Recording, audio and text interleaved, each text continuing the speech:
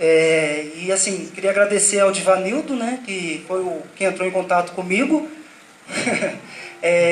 Toda a organização, participei esses dias pelos minicursos, as palestras, gostei muito. Toda a equipe está de parabéns, né, pelo evento que vocês construíram, e me sinto muito honrado e feliz de estar aqui para poder falar um pouquinho sobre esse tema que é tão importante.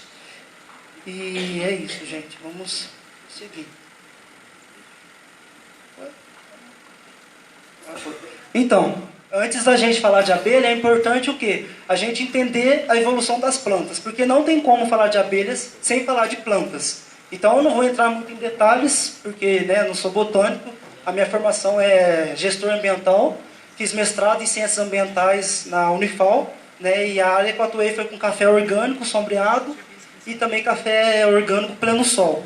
Então, vamos assim, antes, há 500 milhões de anos atrás, foi quando surgiu o grupo vegetal, que a gente tem mais antigo, que são as algas verdes. E até chegar aqui, Opa, perdão. É falta de costume do passador. Então, até chegar aqui nas gimnospermas, a melhor forma que as plantas tinham como reprodução era o vento ou a chuva, principalmente a chuva e o vento. Então acontece, chegou numa certa época que as plantas sentiram o que? A necessidade, entre aspas, evolutiva, de buscar uma forma de se reproduzir de uma forma mais eficiente, de uma forma assim que garantisse a espécie de uma forma mais firme no planeta Terra. Foi quando que o quê? Há cerca de 145 milhões de anos atrás, surgiram as angiospermas, porque para vocês imaginar, eu sou uma planta, ali está uma outra planta. Aí eu olho para ela e falo, nossa, você é gatinha, hein? Ela fala, nossa, você também. Vamos trocar uns esporos, alguma coisa assim? Poxa, vamos, mas vamos esperar ter uma chuva ou ter um vento. Ou seja, era muito mais complicado. Essa era a forma mais eficiente que existia. Mas quando veio as plantas com flores, que foram as angiospermas, foi quando o quê? Deu um boom, das espécies com flores. Por quê? Com isso também veio as abelhas. Não sei se alguém aqui sabe, mas as abelhas vieram de um grupo de vespas que estavam tendo um déficit na alimentação proteica. Ou seja, não estavam conseguindo digerir tudo que precisava de energia, comendo só insetos, que é a principal fonte de alimento das vespas. Então esse é o fóssil mais antigo encontrado no mundo, dessa espécie Melitosphex burmensis. Foi encontrado em Burma, e está muito bem conservado. E assim, esse é o espécime que a gente tem mais antigo encontrado. Será que antes disso tinha alguma outra abelha? Não sabemos. Mas se as angiospermas surgiram há 145 milhões de anos, os animais, de alguma forma, encontraram uma maneira de fazer o quê? O transporte de grão de pólen dessas espécies. Então foi onde que as abelhas criaram uma relação muito forte com as plantas, mais para frente vocês vão entender melhor. E a gente tem o quê? Opa, passando errado. Teve o boom das espécies de abelhas. Hoje em dia, existe cerca de 10 mil espécies de abelhas a mais do que as vespas, que foi de onde as abelhas vieram. E isso se dá por quê? Porque as espécies de plantas angiospermas também cresceram muito em número, população. Por quê? Devido às abelhas. Por isso que as abelhas são tão importantes quando se trata de polinização. Mas, para frente eu vou explicar melhor, vocês vão entender também isso. Então as abelhas pertencem à ordem Hymenoptera, e à superfamília Apoida, e do grupo Sabiformes. Elas se dividem em 20 mil espécies, e a mais difundida e mais conhecida é a Apis mellifera. E por que a Apis mellifera é a mais conhecida, a mais estudada? Porque é a abelha que mais produz mel. A princípio, quando o homem começou a se relacionar com as abelhas, foi através do quê? Conhecendo o mel. E aqui eu vou trazer um pouco desse contexto histórico também.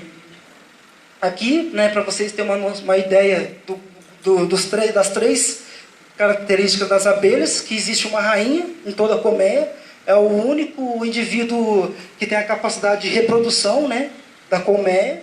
Outra coisa, nas espécies da Apis, por exemplo, são são as fêmeas que possuem ferrão. O zangão não tem ferrão. O zangão serve somente para reprodução E às vezes algumas pessoas acham, o zangão, depois que ele é casado, ela morre. Não, isso vai depender das condições de vida dele, para ele realmente sobreviver por mais tempo ou não. E as operárias, né, elas são divididas em várias classes dentro da colmeia. As abelhas são super organizadas, por isso que antigamente, né, vocês vão ver, os povos antigos tinham reverências às abelhas pela organização e trabalho que elas possuem, que elas realizam. E as operárias vão desde babar, né, das larvas, dos ovos, assim como também são as protetoras da colmeia, né, e as construtoras. As abelhas, né, são os únicos insetos que são capazes de produzir seu próprio alimento e um alimento que o homem consome. Então, quando a gente pensa, por exemplo, na vaca, a vaca também come uma planta ali e produz algum alimento. Biologicamente falando, como a maioria aqui de vocês são biólogos, né, a vaca não produz o leite para alimentar a gente, ou para alimentar outra pessoa. Biologicamente, o leite é para amamentar a cria. Mas é a galinha que bota o ovo, a mesma coisa. Esses animais, eles não produzem um alimento para a gente consumir, que é natural. Isso é a gente que se alimenta, é a gente que pega o sistema que eles usam para reprodução e para alimentar a cria, e a gente se alimenta. Então as abelhas são os únicos animais do mundo que tem a capacidade de realmente chegar numa planta, né, e pegar um recurso que ela sabe que vai servir como alimento. E o mel, né, ele é conhecido como tesouro dourado. Antigamente, o mel era uma moeda de troca.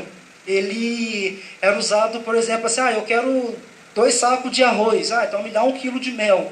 Né? Ele era usado também nas coisas religiosas, né, dos povos antigos, e ele também era usado muito como medicamento. E ele é o único alimento eterno que existe no mundo.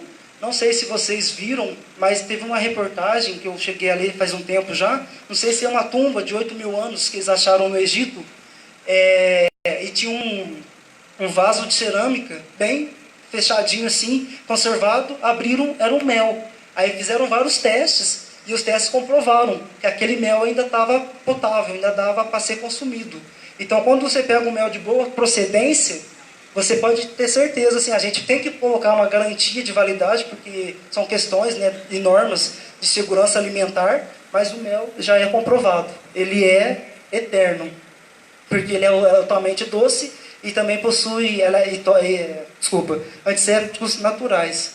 Então, o mel é o único alimento que a gente vai encontrar na natureza, né, de forma natural, até pensando assim, para quem não gosta, né, de alimentos industrializados, como eu, mas ele é o único alimento que inclui todas as substâncias necessárias para a vida. Ou seja, tem enzimas, tem vitaminas, tem água, tem minerais, tem de tudo. Ou seja, se você ficar perdido, se você encontrar uma colmeia, pode se alimentar de mel, que você não vai morrer. Ele tem tudo que a gente precisa. Então podem fazer que nem o ursinho Puff. Pode beber mel à vontade. Lógico, a gente vai acabar, às vezes, ficando enjoado, mas não faz mal. E ele também possui a pinosembrina, que é associado ao bom funcionamento cerebral.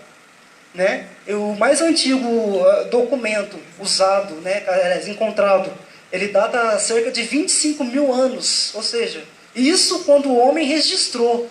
E antes, quando o homem às vezes nem sabia rabiscar em parede de caverna, será que tinha ou tem alguma coisa que ainda não foi encontrada? Mas até o momento, né, atual, esse documento aqui, né, é o mais antigo, de 25.000 anos, e foi encontrado na caverna de Altamira, na Cantábria, que é na Espanha.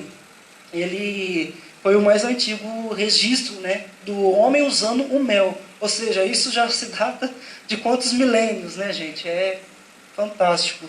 Essa pintura aqui é uma das pinturas mais antigas. E